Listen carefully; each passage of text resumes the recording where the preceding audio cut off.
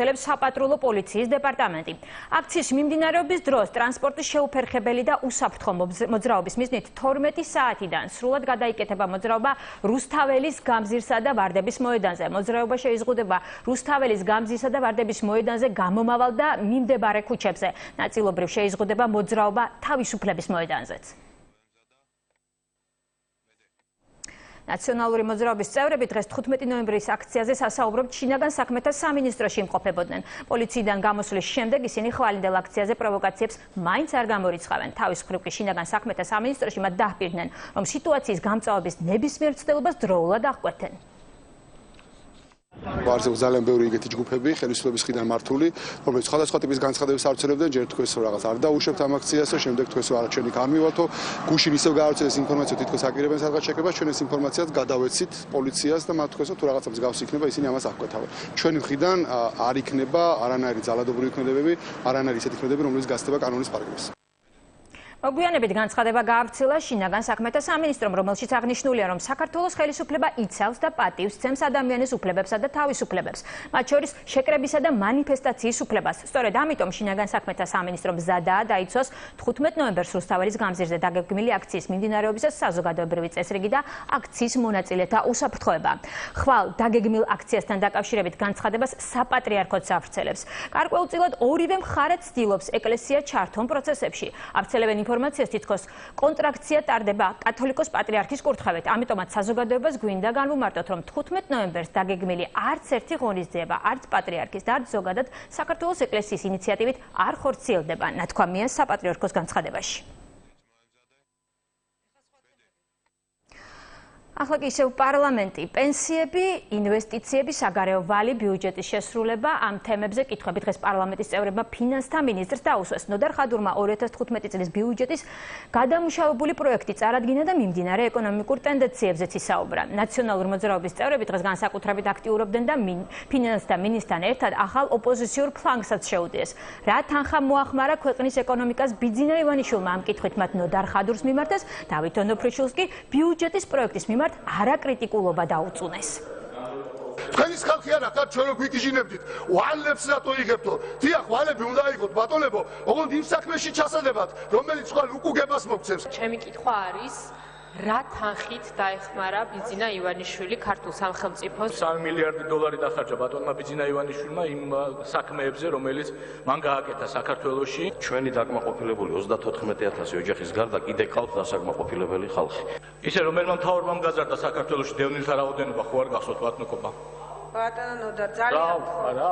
ბიუჯეტი გაიზარდა როგორც შემოსულობები, ისე გადასახდელები 170 მილიონი ლარით. დღეს თქვენ წარმოადგენთ ოპოზიციას, რომელმაც განაცხადა, რომ ეს ქვეყანა არასწორი მიმართულებით ვითარდება და მართლა მაინტერესებს, რითია გამოწვეული ასეთი, ასე ვთქვათ, ტონი გამოსვლისა. ბიუჯეტს ვიხილავ და ამიტომ მე ჩემი მიდგომა ბიუჯეტის მიმართ არის ის ციფრები, რაც რეალურად ვხედავ.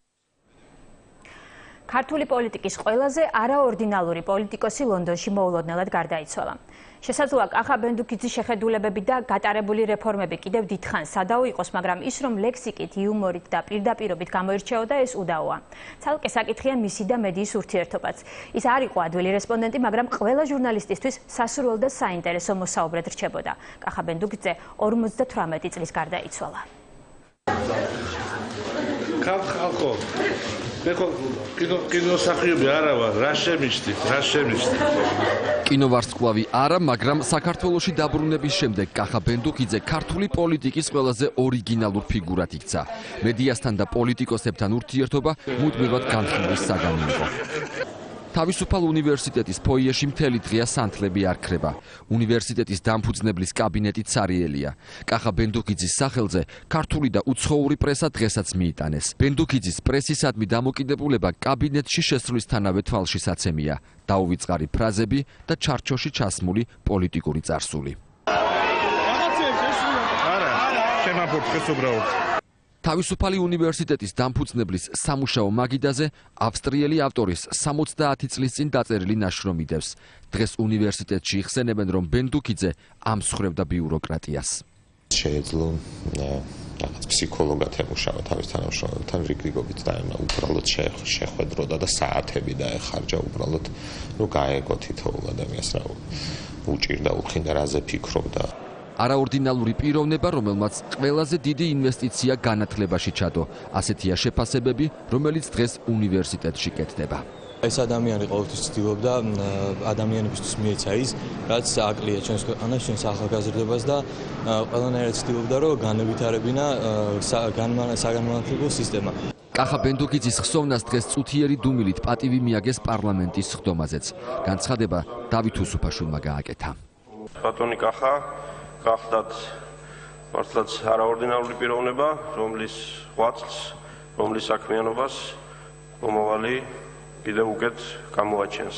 კახა ბენდუკიძის გარდაცვალების ფაქტს პარლამენტში სიტყვით გამოსვლის შემდეგ გამოეხმაურა პრეზიდენტი. მინდა მიუსამძიმრო ბატონი კახაბერის ოჯახს და აგრეთვე მიუსამძიმრო მის კოლეგებს, რომელთაც დაკარგეს თავიანთი მეგობა. ჯერჯერობით უცნობია, როდის ჩამოასვენებენ ბენდუკიძეს დიდი ბრიტანეთიდან.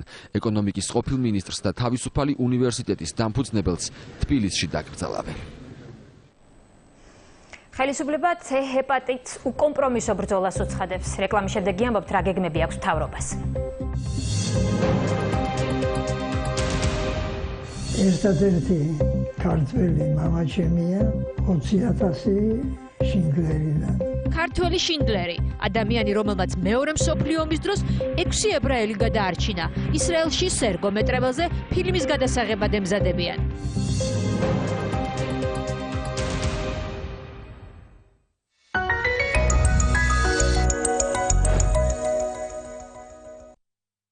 აბა, ვისაუზმოთ? გამარჯობა. მე ვიცი როგორ გავამხიარულოთ საუზმე. შეხედე? ყველაფერი მზად არის მხიარული საუზმისთვის. მინი ორწყობილა ბარნის საუზმისთვის დამზადებულია მწიფე მარცვლეულისგან კონსერვანტებისა და საღებავების გარეშე. ოპა! აი, ჩემი ყოჩაღი. მამას გავს. მინი ორწყობილა ბარნი მხიარული საუზმე სასარგებლო სასუსნავი. მოძებნეთ ორწყობილების თაროზე. ახალ სიმპათიურ მეზობელს შეუძლია ყველაზე თავშეკავებული ქალბატონებიც კი ცნობის მოყვარენი გახადოს. ის სრულყოფილია, თეთრაულსაც კი ფენს. რა საშინელებაა, ლაქები დაინახეთ? ამას ვერავიდან. ვფიქრობ, დახმარება გჭირდებათ. მე ამ საღამოს უნაკლო უნდა ვყოფილიყავი. თქვენ სავექსი გჭირდებათ. ის ჩემთვის რეცხაში ნომერი პირველია და განუმეორებელი სურნელი აქვს. თან ყოველთვის ხელმისაწვდომია. ის უბრალოდ საუკეთესოა. სავექსი? ყოველ მხრივ საუკეთესო. ახალი ფასი 9.99 ლარი. ის შეიძლება მისიდაა.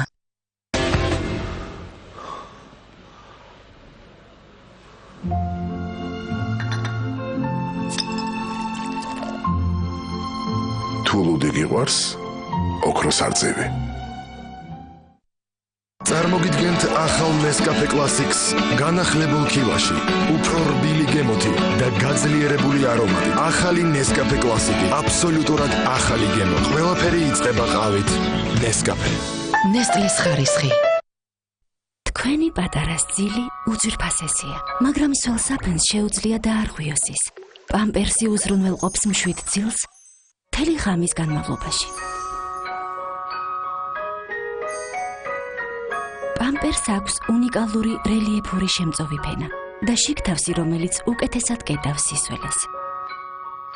12 საათამდე სიმშრალე. პამპერსი გისურვებთ სიყვარულს, ძილს და თამაშს. მორიგი შეხვედრა ან საუკეთესო საღამო. არაღიზიონაა მარკა, დრო გადის, ჩვენ არ ვიცვლებით.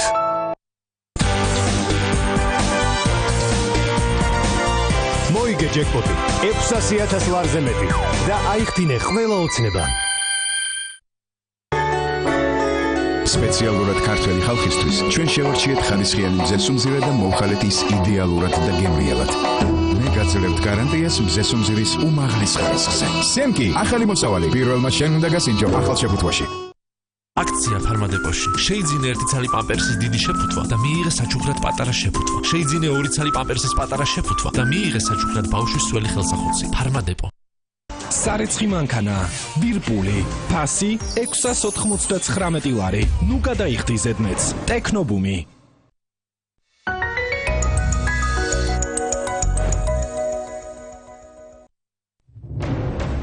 ეს არის ქრონიკა 8-ზე, ვუბრუნდებით დღის მთავარ თემას. სტუმართან ერთად თინა ხიდაშელი გვერდება ახლა ქუთაისიდან. საღამოშვიდობის აქ თინა, ძალიან დიდი მადლობა გადაცემაში მონაწილეობისთვის. დღეს პრეზიდენტი სტუმრობდა პარლამენტს, თქვენ მოისმინეთ მისი გამოსვლა. საგარეო საკითხების გარდა პრეზიდენტმა სხვა საკითხებზეც გააკეთა აქცენტი, ამიტომ ზოგადი შეფასება უნდა მოვისმინოთ, იმიტომ რომ მე ვიცი, რომ თქვენ რაღაც საკითხებთან დაკავშირებით გარკვეულწილად შენიშვნებიც გქონდათ. ამიტომ ჯერ დავიწყოთ მაინც ზოგადი შეფასებით. მოგესალმებით ეა, მივესალმებით თქვენს მაყურებელს. მე ვფიქრობ, რომ ძალიან კარგი გამოსვლა იყო ერთის მხრივ, მეორის მხრივ თავისთავად კარგი პრაქტიკის დამკვიდრება დაიწყო ამ პრეცედენტით საქართველოს პარლამენტში. როგორც მე მახსენდება, შეიძლება ცდები და ბოდიში ვიხდი ამ შემთხვევაში, მაგრამ როგორც მე მახსენდება, ასეთი რამ არ მომხდარა პარლამენტში, როგორც წესი პრეზიდენტი მხოლოდ წლიური მიმართვის ფარგლებში მოდიოდა ხოლმე. დღევანდელ საკონსტიტუციო სისტემაში განსაკუთრებით ვფიქრობ, რომ მნიშვნელოვანია და ძალიან ღირებულია ამ ტიპის ფორმატის არსებობა და პარლამენტსა და პრეზიდენტს შორის დიალოგის რაღაცა ფორმალიზებული დიალოგის, რა თქმა უნდა, ხა დანარჩენი ისედაც ხდება ფორმების მონახვა და ამ მიმართულებით მოძრაობა. თვითონ გამოსვლას მე ძალიან დადებითად ვაფასებ, იმიტომაც რომ ის რაც იყო დაანონსებული, ეს არ მოხდა და პრეზიდენტი იყო აბსოლუტურად ზუსტი, გასაგები, ადეკვატური საქართველოს საგარეო კურსთან დაკავშირებით. ამბავი იმის შესახებ, რომ მისი გამოსვლის ძალიან მცირე ნაწილი დაეთმო მხოლოდ ამ საკითხს, ადასტურებს კიდევ ერთხელ იმას, რომ აქ სათქმელი ბევრი არაფერი არ არის და საქართველოს ხელისუფლება ისე როგორც არასდროს მყარად ნაბიჯ-ნაბიჯ ანხორციელებს ჩვენი ქვეყნის ევროპული მომავლისკენ. ეხა ის რაც არ დაეთმო საგარეო საკითხებს და სხვა საკითხებს დაეთმო. ამაში მე ვიცი, რომ ერთ საკითხთან დაკავშირებით და ნაბიჯ-ნაბიჯ მივიდეთ ამ მიზნამდე. სხვა საკითხებს რაც შეეხება, იცით რა არის, მე არ ვიცი თქვენ რას გულისხმობთ, მაგრამ მედიას პირველი ძის საკითხთან დაკავშირებით პრეზიდენტის შეფასებას გულისხმობთ. როდესაც პრეზიდენტმა დავით დიახ კი, როდესაც ეს არ იყო შეფასება, მან თქვა, რომ ერთი მინისტრი ძალიან წარმატებული სოფლის მეურნეობის პროგრამის ფონზე იყო ეჭვმიტანილი კორუფციულ დანაშაულში და ეს არ არის სიმართლე. თათო კირვალიძე არ ყოფილა ეჭვმიტანილი არაფერში, არც ერთი წამით მის მიმართ არავის ასეთი ეჭვები არ გამოუთქვამს, არანაირი ბრალი არ წაუყენებიათ, ამიტომ მე ვფიქრობ, რომ როდესაც ასეთ ძალიან სენსიტიურ თემებზე ვსაუბრობთ, ამ ტიპის გადაცდომები არ უნდა მოგვივიდეს ხოლმე ადამიანებს ვეხებით, მათ თავისუფლებას, მათ რეპუტაციას და ვფიქრობ, რომ ეს ძალიან მნიშვნელოვანია, როდესაც ასეთ განცხადებებს ვაკეთებთ. მე ზუსტად ესეთი რეაქცია მქონდა თავის დროზე, როდესაც აი ცნობილი წერილი გამოქვეყნდა, სადაც ასევე რაღაცა მაგალითად იყო მოყვანილი კირვალიძის შემთხვევა და დღეს ეს მეორედ მოხდა და მე ვფიქრობ, რომ ეს არასწორია და ერთმანეთს უნდა უფრო მეტად გაუვრცელდეთ, როდესაც კიდევ ერთხელ ვამბობ ასეთ სენსიტიურ საკითხებს. კი ბატონო, თქვენ რას ეტყვით იმ ადამიანებს, რომლებიც ძალიან ხშირად პარალელს ავლებენ ეგრეთ წოდებულ ტრაქტორების საქმესთან და ირაკლი ალასანიას დროს კაბელების საქმეს შორის? გაავლებდით თქვენც ამ პარალელს პოლიტიკურ კონტექსტს გულისხმობ, რა თქმა უნდა, ამაში.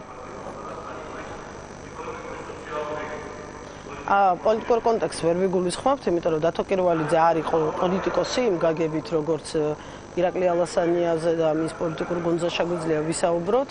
დათო არ ყოფილა არც ერთი პოლიტიკური პარტიის წევრი, რამდენადაც მე ვიცი, და არც პოლიტიკური ნიშნით დანიშნული მინისტრი არ იყო. ამიტომ აქ რაიმე მსგავსებაზე პოლიტიკურ კონტექსტში ვფიქრობ, რომ არასწორია საუბარი. სხვა თვალსაზრისით იქნება თუ არა თანხმდრა ამ ორი საქმის და პარალელი შეგვიძლია თუ არა გავაკეთოთ ამ ორ საქმეს შორის, ამას გამოძიების დასრულების შემდეგ ვნახავთ. ჩვენ ვნახეთ ტრაქტორების საქმის შედეგი, ჯერ არ ვიცით კაბელების საქმის შედეგი. ამიტომ დაველოდოთ ამ ამბის დასრულებას და ამის შემდეგ გაცილებით უფრო მარტივი იქნება. რადგანაც პრეზიდენტის გამოსვლას ვეხებთ, ხაბატონ თინა, ხომ არ დაგჭირდა შტაბეჭდილება, რომ შეიძლება საზოგადოების რაღაც ნაწილს ესე ეგრძნო, მაინტერესებს თქვენი შტაბეჭდილება, ხომ არ დაგჭირდა ესეთი განცდა, რომ პრეზიდენტმა გარკვეულწილად ერთგვარი მხარდაჭერა გამოუცხადა თავისუფალ დემოკრატებს და ირაკლი ალასანიას თავის საპარლამენტო ტრიბუნიდან? კი, შესაძლებელია, რა თქმა უნდა, ასეთი განცდა დარჩეს ადამიანს და ეს იქნება სრულიად ლეგიტიმური, იმიტომ რომ მან ბევრი კარგი სიტყვა თქვა ირაკლი ალასანიაზე, როგორც თავდაცვის მინისტრზე, ნატოს სტანდარტებთან მიახლოებაში გაწეულ საქმეზე და მე ამას მთლიანად ვეთანხმები და ვიზიარებ. რამდენად იყო ეს გიორგი მარგველაშვილის ამოცანა, ეს მე არ ვიცი, გამიჭირდება ამაზე რაღაცა შეფასების გაკეთება, მაგრამ კი, ასეთი შთაბეჭდილებისთვის ყველა საფუძველი არსებობს, რომ ასეთი შთაბეჭდილება დარჩეს ამ გამოსვლის შემდეგ. კარგი, სხვა საკითხებსაც შევეხოთ. მედია ბაზარზე გამოჩნდა რუსული რადიო, რომლის უკან კრემლის პოლიტიკის ცნობილი აპოლოგეტი დიმიტრი კისილიოვი დგას. დღეს ასევე გავრცელდა ინფორმაცია, რომ ამ სპუტნიკის ხელმძღვანელი, როგორც გაირკვა, არის ყოფილა ნაციონალური მოძრაობის ერთ-ერთი შემომწირველი. თავად ნაციონალური მოძრაობის წევრები საკმაოდ აქტიურად აკეთებენ ამ 2 დღის განმავლობაში ამ მედია საშუალებებზე განცხადებას. თქვენ ამ IDF-ის მიერ აღმოჩენილ ამ დეტალთან დაკავშირებით რაიმე ასოციაციები გრჩებათ? რა შეგიძლიათ თქვა? რაზე მიანიშნებს თქვენთვის ეს? მადლობა ამ კითხვისთვის, იმიტომ რომ მე ვფიქრობ, დღეს იმდენი რამე მოხდა ქვეყანაში, რომ განსამ მქონდა, რომ ეს თემა დაიკარგებოდა და კარგია, რომ ამაზე კეთდება აქცენტი, იმიტომ რომ ეს საქმე არის ერთ-ერთი ყველაზე თვალნათელი, ხელმოსაკიდი მაგალითი იმისი, რა ტიპის პოლიტიკურ ძალასთან გვაქვს საქმე და საერთოდ რასთან გვაქვს საქმე ქვეყანაში, როდესაც ნაციონალურ მოძრაობაზე ვლაპარაკობთ. გარდა იმისა, რომ ხო, მოდი უბრალოდ სულ 2 წამში გავიაროთ ქრონოლოგიურად, ხო, ეს როგორ მოხდა? ერთ დღეს აი ესე დილით გავიღვიძეთ და დაგვხვდა ამბავი იმის შესახებ, ნაციონალური მოძრაობის ისტერია, რომლებიც ამბობდნენ, რომ ჩვენ დავხურეთ პიკი, მიხეილ სააკაშვილის ის გამოსვლა გემახსოვრებათ, რომ აი ხელისუფლება ქვეყანაში ისეთი, რომელმაც დახურა პიკი და ხელს უწყობს რაღაცა სიტყვები ეწერა იქ ბევრი ცუდი, ასეთი და ასეთი რუსული რადიოს შემოსვლას. ეხლა ორივე ნაწილი ამ განცხადების არის ტყუილი. ჯერ პირველ რიგში ეს თქვა, ტყუილია, იმიტომ რომ ჩვენ არ დაგვიხურავს პიკი, ეს ერთი და მეორე ჩვენ არ შემოგვიყვანია რუსული რადიო საქართველოში. ორივე არის აბსოლუტური ტყუილი.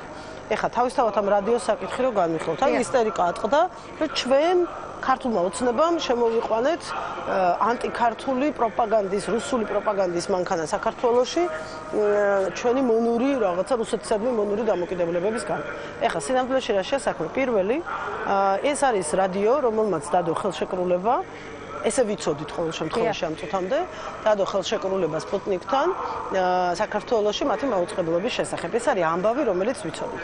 ეს რადიო არის ორი ამბავია რადიოსთან დაკავშირებული, ერთი ის რომ ეს ქალბატონი გახლავთ დიახ 2012 წლის საპარლამენტო არჩევნების დროს ნაციონალური მოძრაობის შემომწირველი და მაშინ ნაციონალურ მოძრაობას შემთხვევითი შემომწირველები არ ყავდა, ამაში ალბათ ყველა დამეთანხმება, როგორც ჩანს მათი იდეოლოგიური მეგობარი და განსაკუთრებული პატივისმცემელია იგი და სწორედ ამის გამო გაიღო საკმაოდ სოლიდური 30000 ლარიანი შემოწირულობა პარტიის სასარგებლოდ.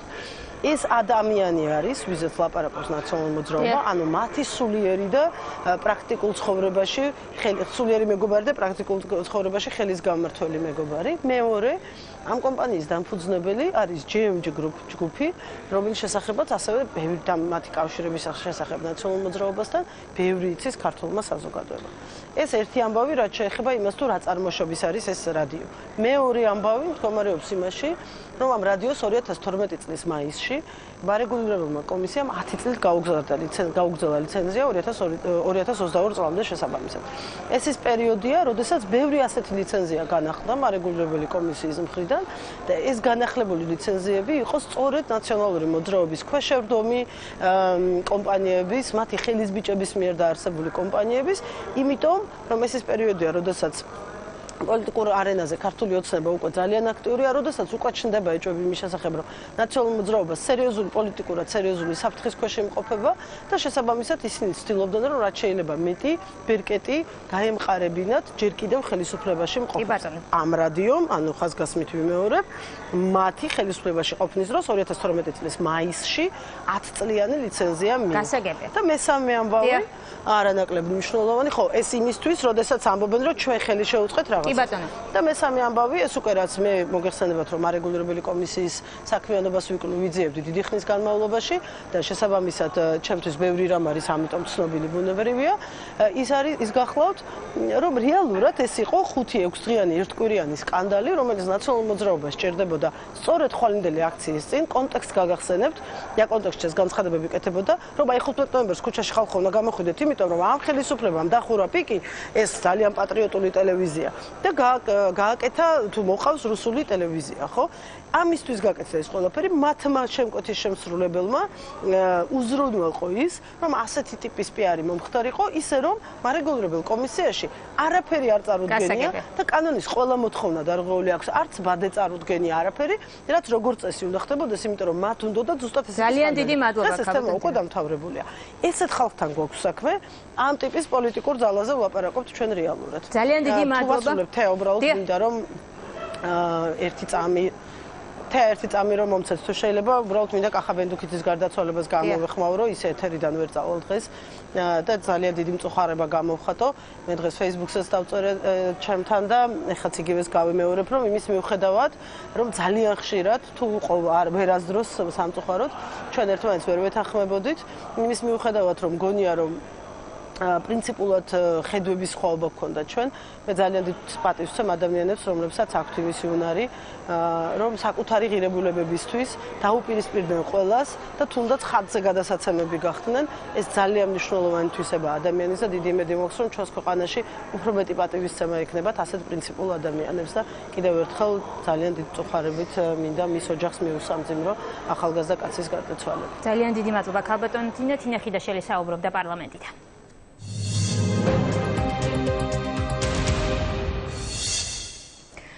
საქართველოში არ უნდა იყოს C ჰეპატიტი დაავადებული ერთი ადამიანიც კი. ეს პრემიერ-მინისტრის განაცხადია, ხელისუფლება C ჰეპატიტის წინააღმდეგ